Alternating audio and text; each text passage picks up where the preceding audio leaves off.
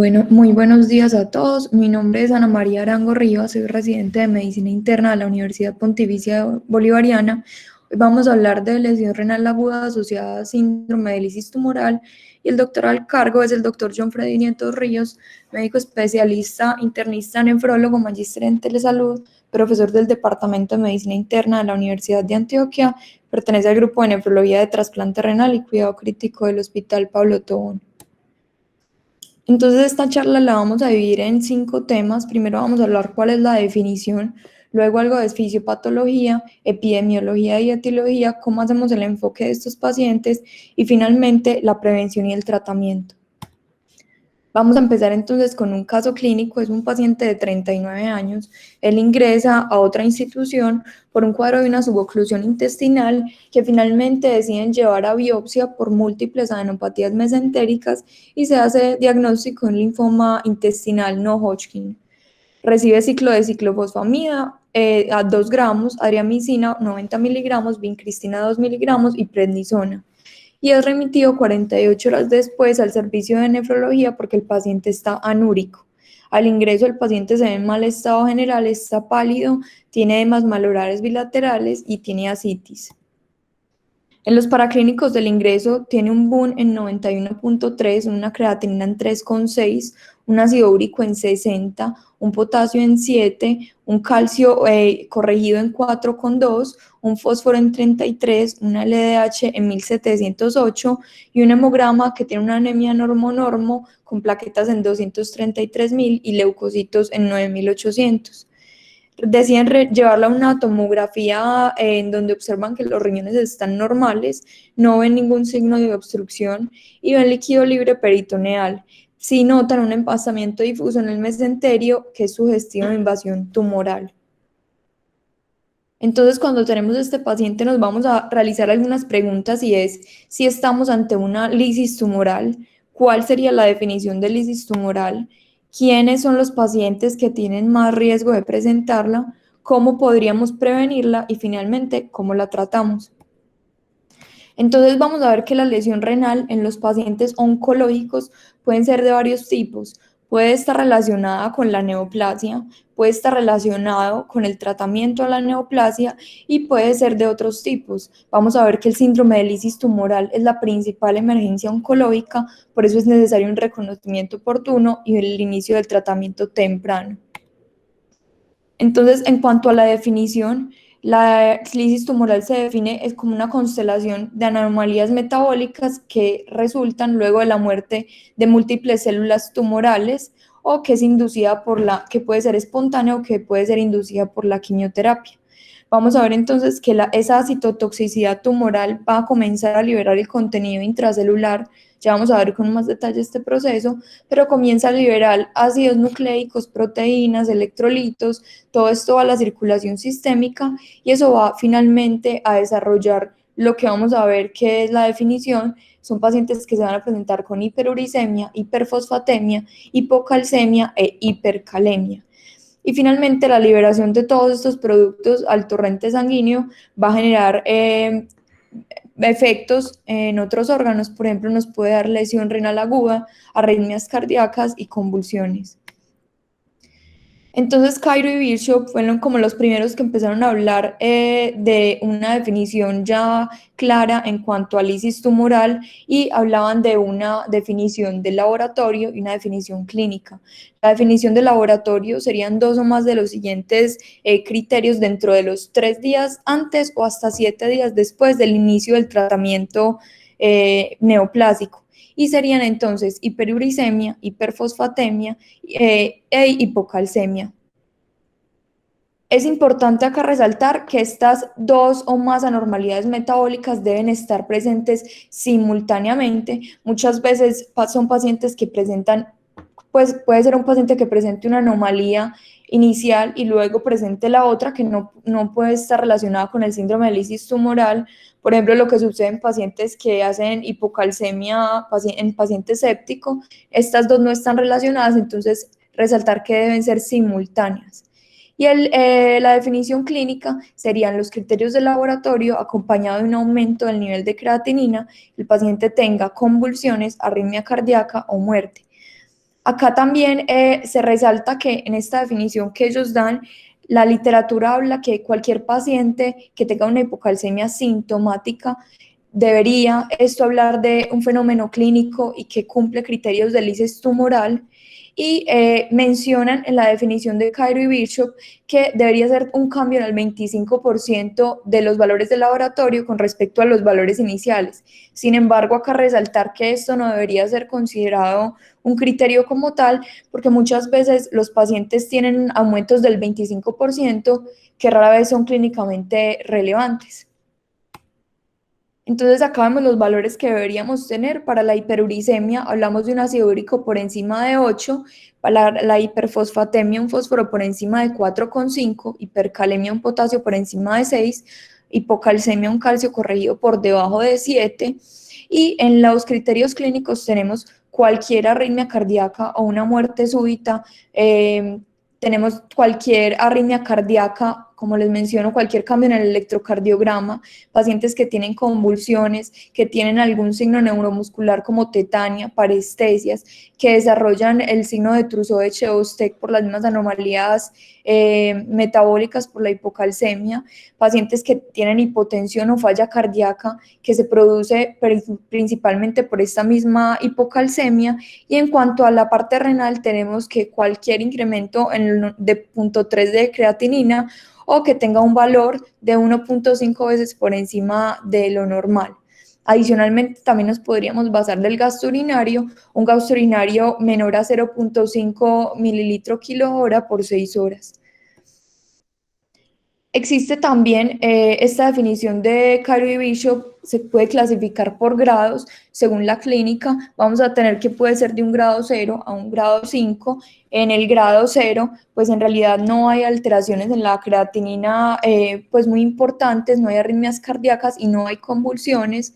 El grado 1 sería una elevación de 1,5 veces la creatinina que no se atribuya a la quimioterapia que está recibiendo el paciente. En cuanto a la parte cardíaca, cualquier arritmia que no requiere intervención.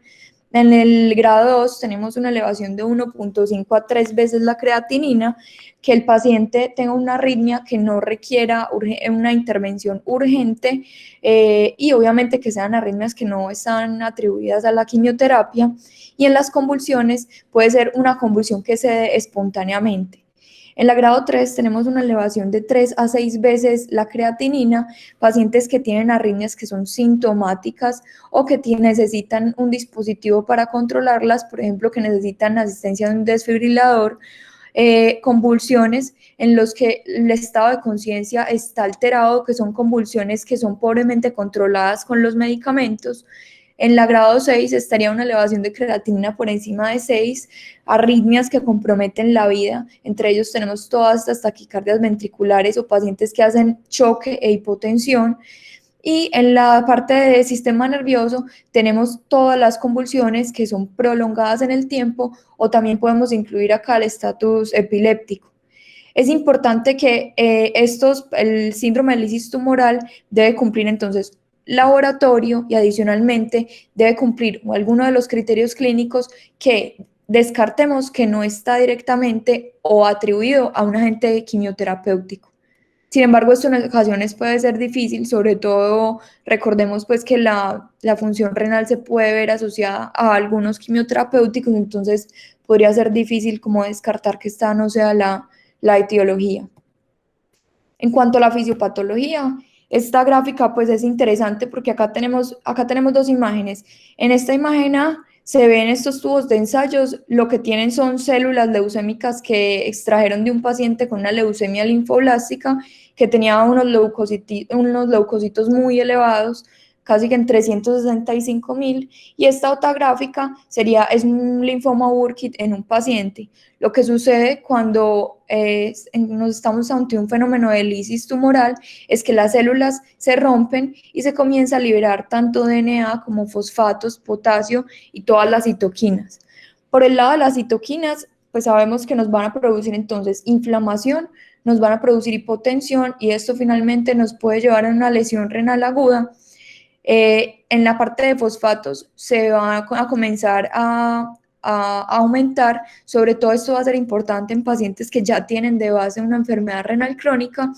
Y en la parte de la liberación de DNA, acá es muy importante que se comienzan a liberar sobre todo las purinas, adenosina y guanosina. Finalmente acá vemos como la hipoxantina por medio de la santina oxidasa se convierte en santina, posteriormente por la santina oxidasa se convierte en ácido úrico, y pues si tuviéramos rasburicasa, pues pero esto lo tienen si tuviéramos, perdón, pues la oxidasa que reduce el ácido úrico a la antoína, como sucede en los animales, pues podríamos hacerlo, sin embargo no lo tenemos y por eso es que tenemos el medicamento que es la rasburicasa que actúa pues a este nivel. Finalmente, si esto se acumula y se supera la capacidad renal para depurarlo, se va a producir entonces la acumulación y el síndrome de lisis tumoral. Entonces, ¿cuál es la patogénesis de la lesión renal? Entonces vamos a ver que se produce una injuria renal aguda y que esto se produce por varios mecanismos, entre ellos tenemos que se puede producir una lesión por ácido úrico, como ya vimos en la gráfica anterior, todos esos nucleótidos se comienzan a convertir por la santina oxidasa en ácido úrico que es insoluble y se comienza a precipitar en los túbulos renales. Esto finalmente va a llevar a una microobstrucción, a la vasoconstricción y finalmente esto lleva a una isquemia renal con un aumento en las citoquinas inflamatorias. Como les mencioné, estas citoquinas producen hipotensión y una abrupta disminución de la tasa de filtración glomerular.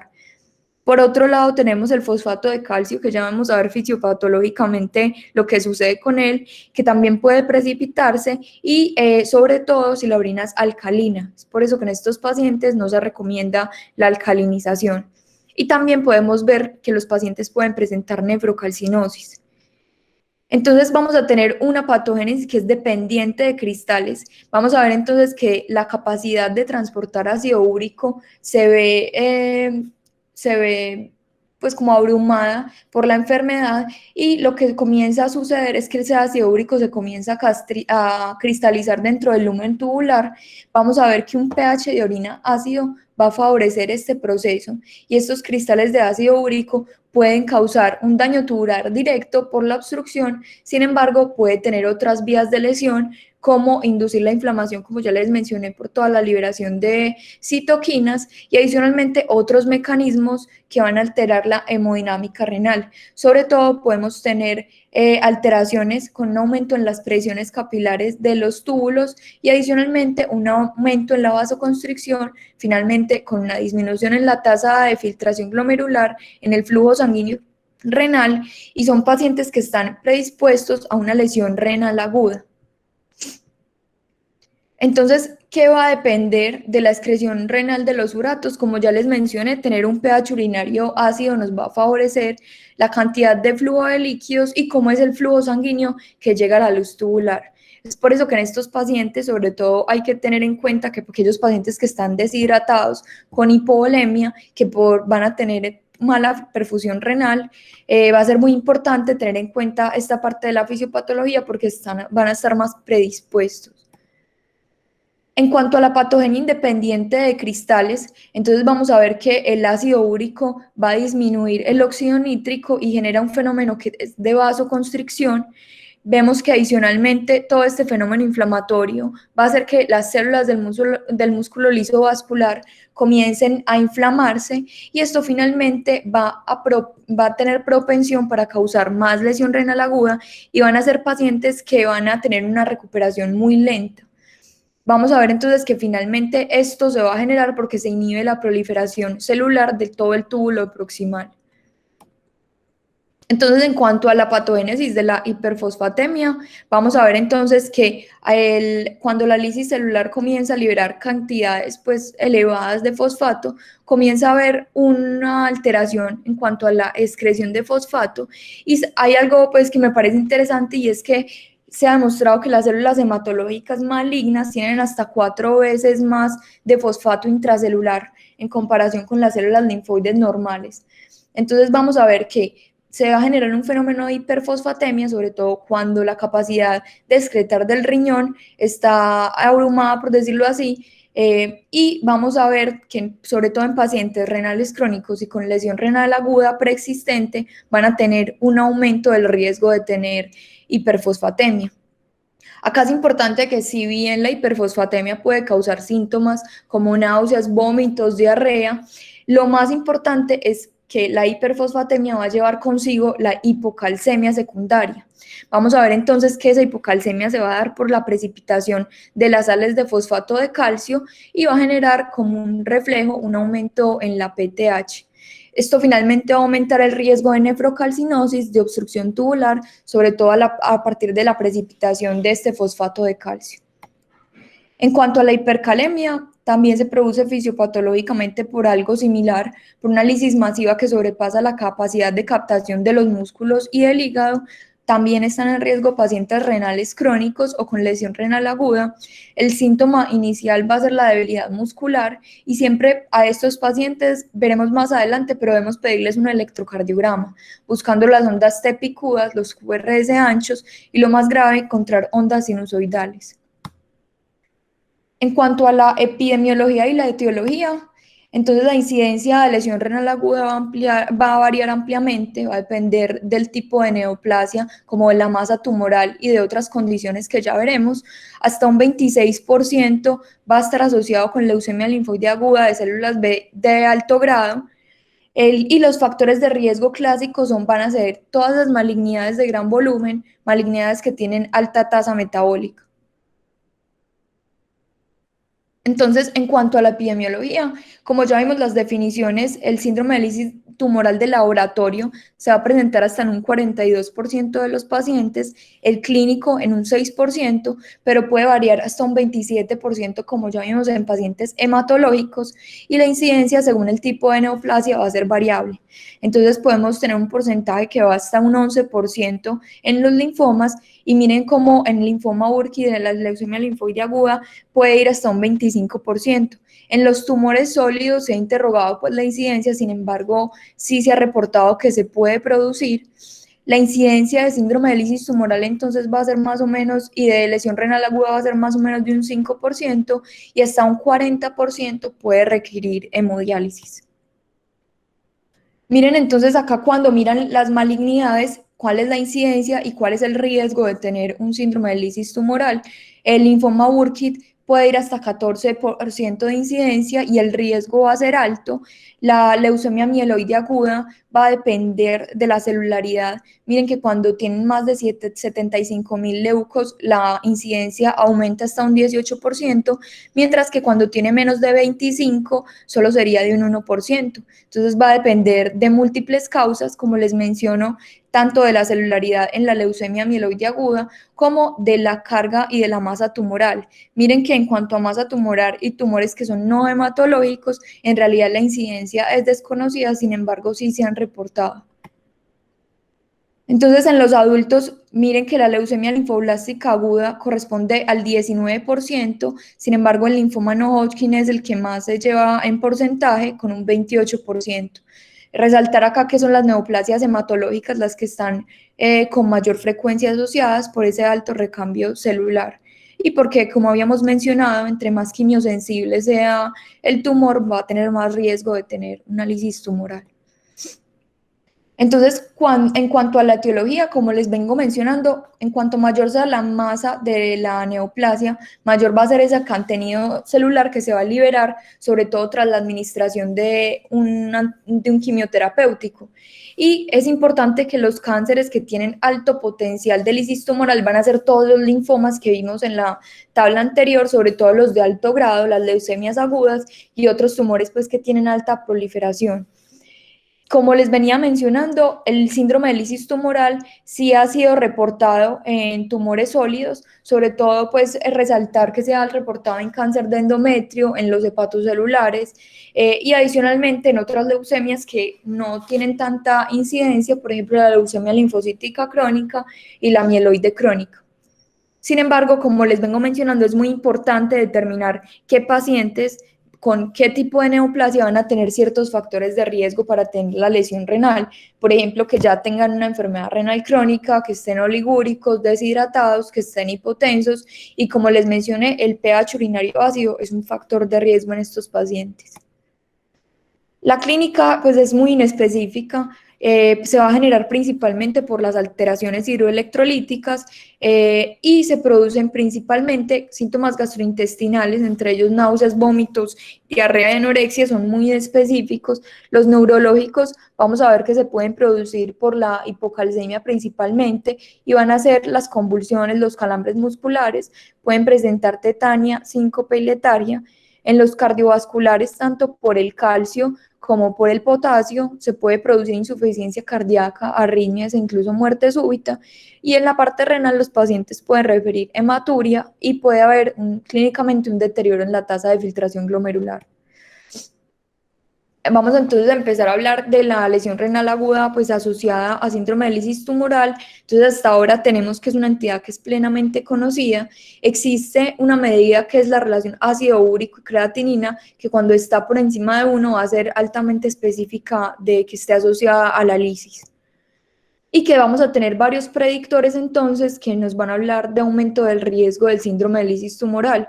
Cuando los pacientes tienen altas cargas tumorales, y estos son pacientes que tienen tumores con más de 10 centímetros de diámetro, como ya vimos, los leucocitos van a ser muy importantes, pacientes que tienen más de 25.000 leucos, que tienen una LDH antes de la quimioterapia, 2 veces por encima del límite superior de lo normal, o que tienen infiltración a otros órganos o compromiso de médula ósea.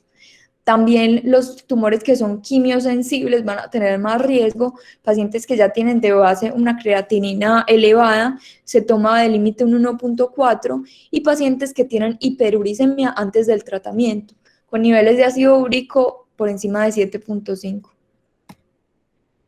Entonces, ¿cómo hacemos la aproximación diagnóstica de estos pacientes? Entonces, acá tenemos que todos estos pacientes deberían tener una medición de potasio, de fósforo, de calcio, de creatinina, ácido úrico y siempre a todos un gasto urinario. Si tenemos menos de un valor alterado, pues menor o igual a un valor alterado, no nos hace diagnóstico de síndrome de lisis tumoral y deberíamos mirar cuál es el riesgo del que el paciente lo presente.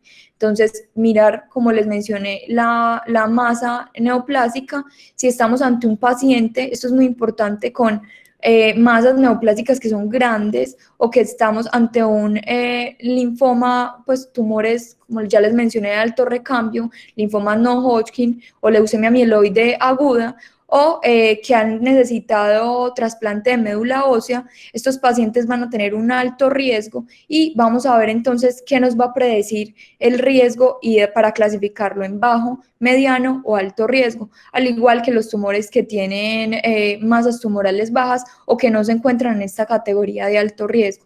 Todos estos pacientes deberíamos determinar qué criterios cumplen de alto riesgo de lisis tumoral para definir cómo vamos a prevenirla.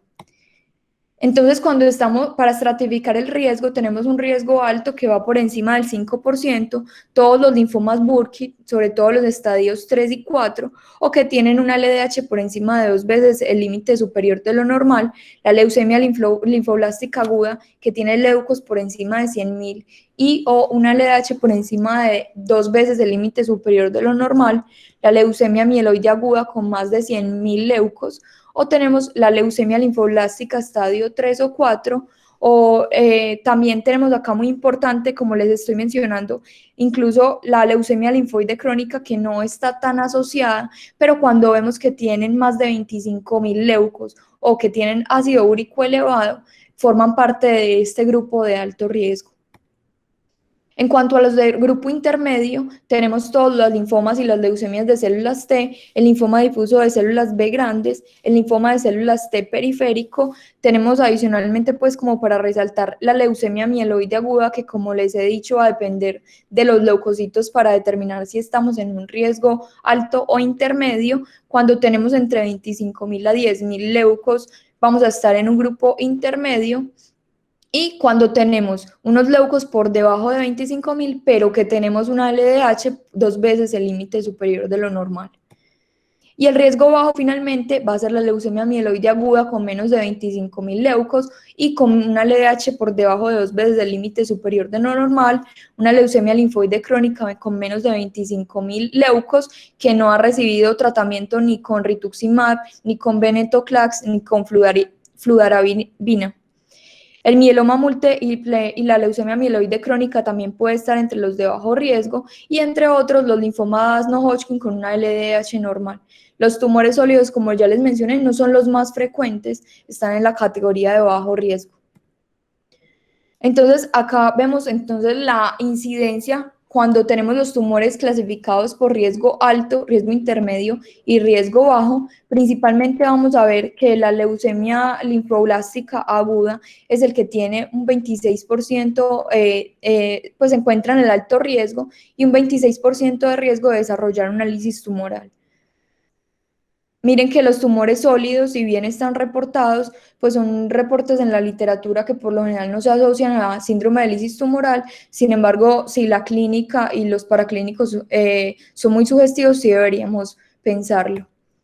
Entonces, ¿qué les vamos a pedir a estos pacientes? Principalmente un BUN, una creatinina y un uroanálisis, un hemograma, siempre un sodio, un potasio, calcio y fósforo, la albúmina, el ácido úrico. Lo ideal sería tenerlo antes del inicio del tratamiento y vamos a ver que es importante, dependiendo del riesgo, repetir estas mediciones. Debería ser lo ideal tenerlo cada 6 horas, las primeras 48 horas y luego a las 72 horas.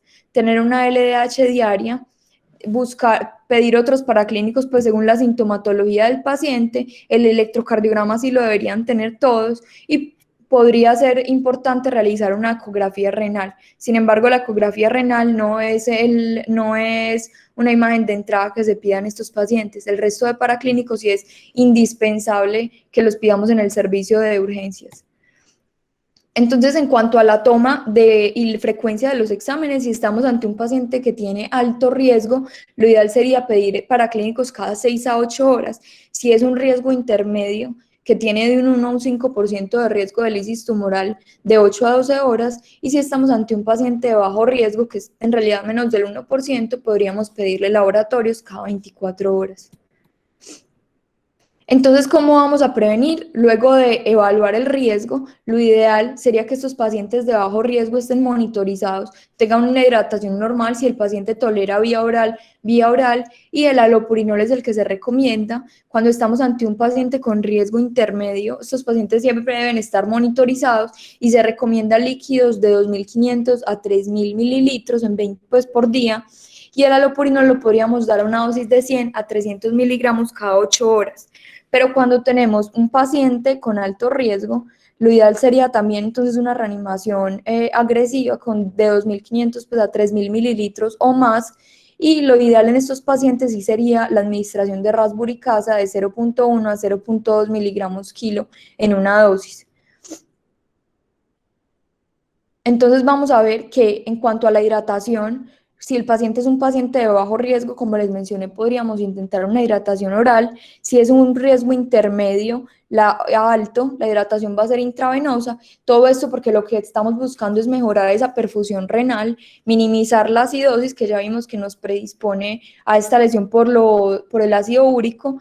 Y adicionalmente es muy importante que en la reanimación debemos evitar todos los líquidos que tengan potasio o que tengan calcio. Se prefiere entonces, pues en realidad la solución hipotónica en pacientes con hipernatremia, pero también podemos utilizar dextrosa al 5%. Lo ideal sería que 2 días antes de la quimioterapia ya los pacientes estén con terapia pues con líquidos. Más o menos se estima que debemos tener como objetivo un gasto urinario de 2 mililitros kilo hora o un mínimo de 100 mililitros hora. ¿Hasta cuándo entonces vamos a dar líquidos? Pues se asume que en los pacientes en los que ya demostramos que tienen alta carga tumoral o que tienen una carga de leucocitos o blastos importante, lo ideal sería ver en estos pacientes una disminución de blastos o por laboratorio una disminución de la LDH, que el paciente ya no tenga un síndrome de lisis tumoral por laboratorio o por clínica y que el paciente esté tolerando la vía oral y que nos esté garantizando un buen gasto urinario. En este momento, hasta ahí se podría llevar la terapia con líquidos. En cuanto a los diuréticos de ASA, pues se han presentado varios estudios en cuanto a si se deberían utilizar para mantener el gasto urinario o para forzar ese gasto urinario que esté deteriorado en esos pacientes, también para el manejo de la hipercalemia. Esto se ha estudiado sobre todo en pacientes que tienen una adecuada volemia y un adecuado un bajo gasto urinario, y en pacientes, el que es muy importante, cuando les han administrado furosemida con lesión renal aguda, sí tienen un aumento en el riesgo de muerte con una incapacidad para recuperar la función renal. En cuanto a la sobrecarga de volumen en los pacientes con lisis tumoral, no se ha demostrado que mejore los desenlaces, no disminuye la necesidad de terapia de reemplazo renal y sí aumenta el riesgo de nefropatía por contraste.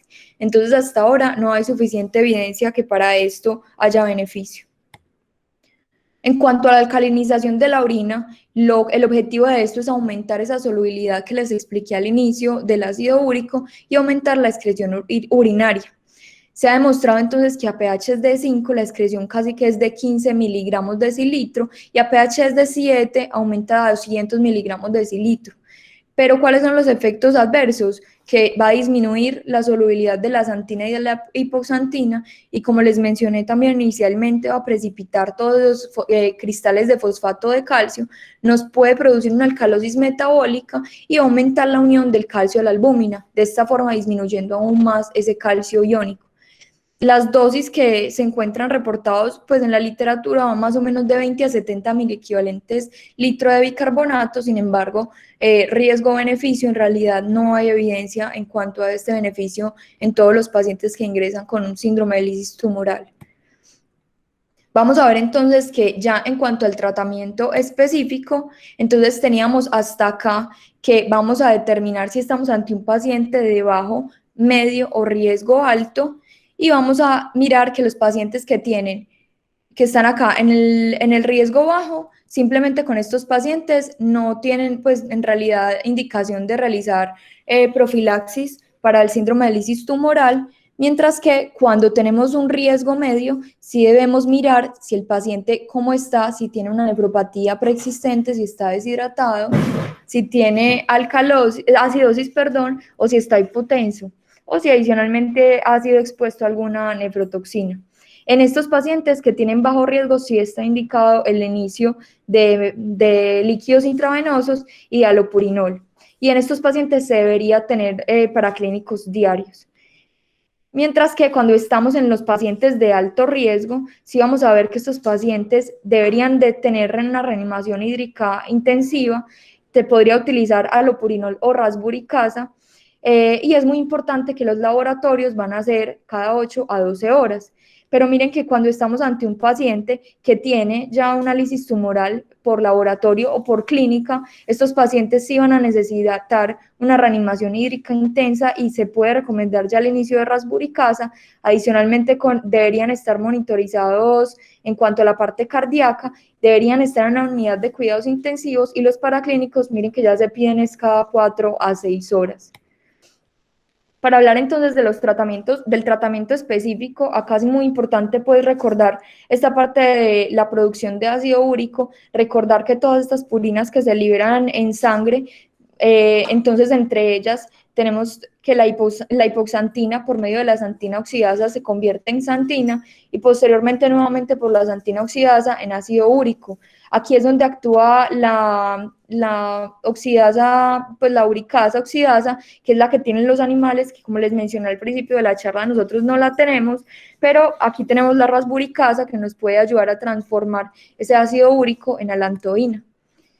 Entonces, en cuanto al alopurinol, es importante pues como mencionar lo que ya vimos, lo que hace es que es metabolizado por la xantina oxidasa a oxipurinol, y este va a inhibir la xantina oxidasa, tiene una vida media de más o menos 24 horas, pero aquí es algo muy importante, y es que ya no disminuye el ácido úrico que ya está formado. En pacientes con riesgo bajo a intermedio puede ser una opción. No se debería dar si hay hiperuricemia de base, son pacientes que tienen riesgo de presentar santinuria, y ahí las interacciones más importantes van a ser con la mercaptopurina y con la zatioprina. Podemos iniciar una dosis de 100 miligramos cada 8 horas con una dosis máxima de 800 miligramos al día, y lo ideal sería iniciarla 48 horas antes hasta 3 a 7 días después de la quimioterapia. Acá es importante que la deberíamos ajustar con la tasa de filtración glomerular. Si el paciente tiene una tasa de filtración de 10 a 20 mililitros minuto, podríamos dar la dosis de 200 miligramos al día, pero miren que cuando tienen menos de 3 mililitros minuto, lo ideal sería que el alopurinol se dé a dosis de 100 miligramos casi que interdiaria. Y cuando estamos ante una lesión renal aguda, lo ideal sería disminuir la dosis hasta un 50%. En cuanto al febuxostat, es lo importante que no es un análogo de las purinas, pero que nos va a inhibir ambas formas reducidas de de la santina oxidasa. Va a ser entonces más específica, no requiere ajuste en la insuficiencia renal leve a moderada, tiene menos interacciones, sin embargo es un medicamento mucho más costoso. Este es el estudio Florence. Este estudio lo que hizo fue realizar un estudio que fue multicéntrico, doble ciego y aleatorizado, en donde lo que ellos querían mirar era con la intervención de dar febuxostat versus aloperinol por 7 a 9 días, empezando 2 días antes de la quimioterapia, qué era lo que sucedía con el ácido úrico y con la función renal, luego de 7 días de tratamiento. Entonces, los pacientes que incluyeron fueron pacientes mayores a 18 años, que tuvieron un ECOG de 0 a 3, que tuvieron una expectativa de vida de más de un mes y un ácido úrico menor a 10. Adicionalmente, tomaron pacientes de riesgo intermedio a alto de lisis tumoral que tenían indicación de alopurinol, que no tuvieron acceso a rasburicasa. Fueron un total de 365 pacientes. Entonces, ¿qué encontraron? Que en realidad no había cambios en cuanto a la creatinina, ni en cuanto a la incidencia de lisis tumoral, ni en el grupo del febuxostat comparado con el grupo de alopurinol. En realidad no era estadísticamente significativa. Sin embargo, sí se dieron cuenta que los niveles de ácido úrico eran menores en el grupo de febuxostat comparado con el grupo de alopurinol. En cuanto a vamos a continuar entonces con la rasburicasa. Entonces recordar que es una especie de uratoxidasa que no se produce en humanos, se ha hecho por una tecnología que es recombinante del Saccharomyces cerevisiae y se usa principalmente tanto para la prevención como para el tratamiento de esta hiperuricemia. Acá hay algo muy importante y es que nos va a generar reducciones rápidas del ácido úrico en suero hasta a las 4 horas. Sin embargo, las limitaciones que tenemos es entonces en pacientes que tienen deficiencia de la glucosa 6-fosfato, puede presentar anafilaxia. Sin embargo, es más común cuando los pacientes la requieren pues en múltiples ocasiones. Podemos tener metamoglobinemia y nos puede dar mediciones del ácido úrico falsamente bajos. En cuanto a la dosis puede ser si tenemos un paciente de alto riesgo o que tiene un ácido úrico basal por encima de 7,5, una dosis de 0,2 miligramos kilo, una dosis de 0,15 miligramos kilo cuando tenemos un riesgo intermedio y un ácido úrico basal menor a 7,5. Y lo ideal sería que si estamos ante un paciente que tiene una lisis tumoral masiva, incluso se puede dar hasta 2 veces al día. El tratamiento debería ser de 2 a 7 días. Entonces, este estudio fue otro que quise traer, es un estudio en el que ellos querían mirar el control de ácido úrico en pacientes que tenían alto riesgo de lisis tumoral, y lo que hicieron fue comparar la rasburicasa sola, la rasburicasa con alopurinol y el alopurinol solo. Fue un estudio multicéntrico, un estudio abierto, aleatorizado, de grupos paralelos, un estudio fase 3. Y el desenlace primario era tener un ácido úrico por debajo de 7,5 durante 3 a 7 días. Y en los desenlaces secundarios, el tiempo de reducción del ácido úrico y la inmunogenicidad de la rasburicasa. Entonces, ¿cuáles eran los pacientes que ellos consideraban alto riesgo? Entonces, todos los pacientes que tuvieran un ácido úrico por encima de 7,5, que tuvieran una leucemia o un linfoma agresivo, una leucemia mieloide aguda, una leucemia mieloide crónica, pero con crisis blástica, o un síndrome mielodisplaso que tuviera más de 10% de blastos en médula. Y aquellos que tenían riesgo potencial eran todos los que tenían leucemia y linfoma con una LDH por encima de 2 veces el límite superior de lo normal, enfermedades de estadio 3 o 4 o masas tumorales de más de 5 centímetros. A todos estos pacientes se les dio hidratación hasta de 4 a 5 litros día por 24 a 48 horas luego del inicio de la terapia, y a todos se les inició la quimioterapia de 4 a 24 horas luego del tratamiento antihiperuricémico. Entonces acá en estas gráficas es importante que cuando vamos a ver el análisis por intención a tratar, el grupo que estaba únicamente con la rasburicasa sí tenía disminución en las concentraciones de ácido úrico, un 87%, comparado con un 66% del grupo del alopurinol solo, estadísticamente significativo, al igual que los pacientes que tenían alto riesgo de lisis tumoral, de un 89% versus un 68%, estadísticamente significativo, y en los pacientes que tenían hiperuricemia al ingreso, un 90% versus un 53% el grupo de alopurinol solo. Y acá algo muy importante, y es que miren que tanto los pacientes que estaban con rasburicasa como con rasburicasa más alopurinol, en las primeras 4 horas de tratamiento eran los que tenían una reducción de hasta el 88% de las concentraciones de ácido úrico.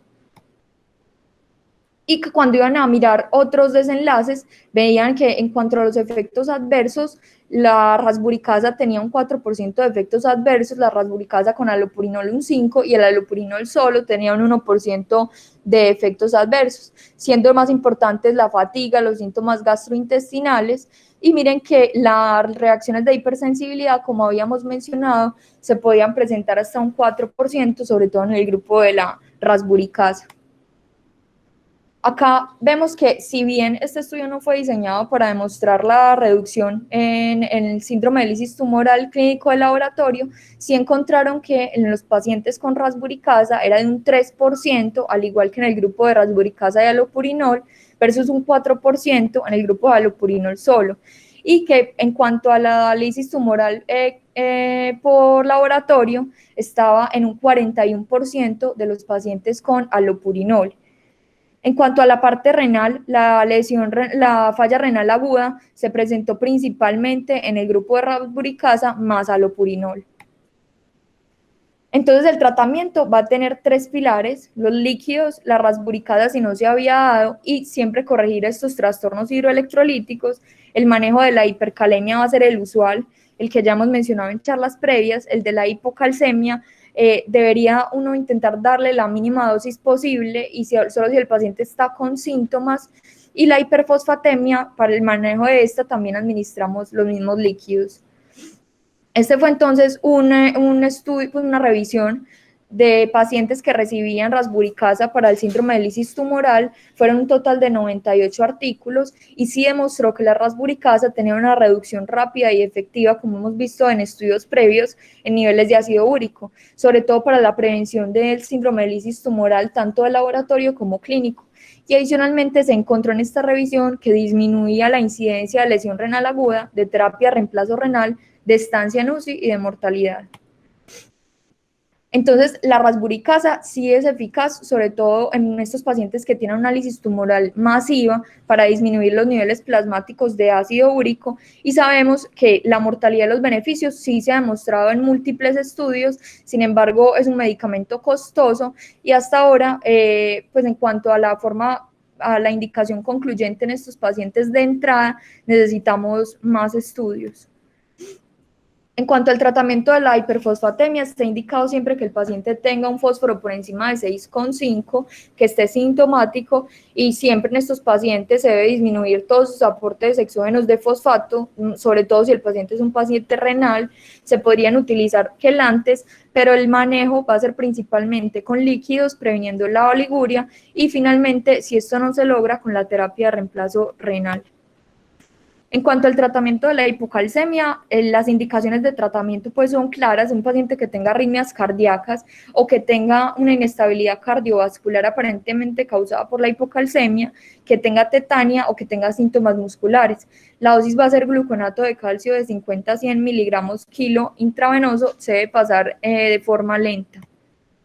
Y en cuanto a la terapia de reemplazo renal, en realidad son las mismas indicaciones que cuando tenemos una lesión renal aguda. Un paciente que esté con un síndrome de lisis tumoral y que esté en oliguria o en una anuria grave, que esté sobrecargado, que tenga una hipercalemia que es persistente o una hipocalcemia que es sintomática, que está inducida por una hiperfosfatemia, como ya vimos en la fisiopatología por esta precipitación, y que tenga un producto de calcio-fósforo mayor a 70. Entonces, finalmente, a manera de conclusiones, Es importante que el síndrome de lisis tumoral es la emergencia oncológica más común, que el riesgo de tener un síndrome de lisis tumoral va a depender tanto del tipo de tumor, pero también va a estar influenciado por otros factores. Es por esto que es muy importante identificar los pacientes oncológicos que están en el grupo de alto riesgo. Son pacientes que ya de por sí, por la fisiopatología, tienen alto riesgo de tener una lesión renal aguda asociada, que la prevención siempre va a ser la expansión de ese volumen, es el pilar del tratamiento en cualquier categoría de riesgo. Y finalmente, que en los pacientes de alto riesgo o en pacientes que tienen crisis de síndrome de lisis tumoral, la rasburicasa sí está indicada para el tratamiento de la hiperuricemia. Muchas gracias.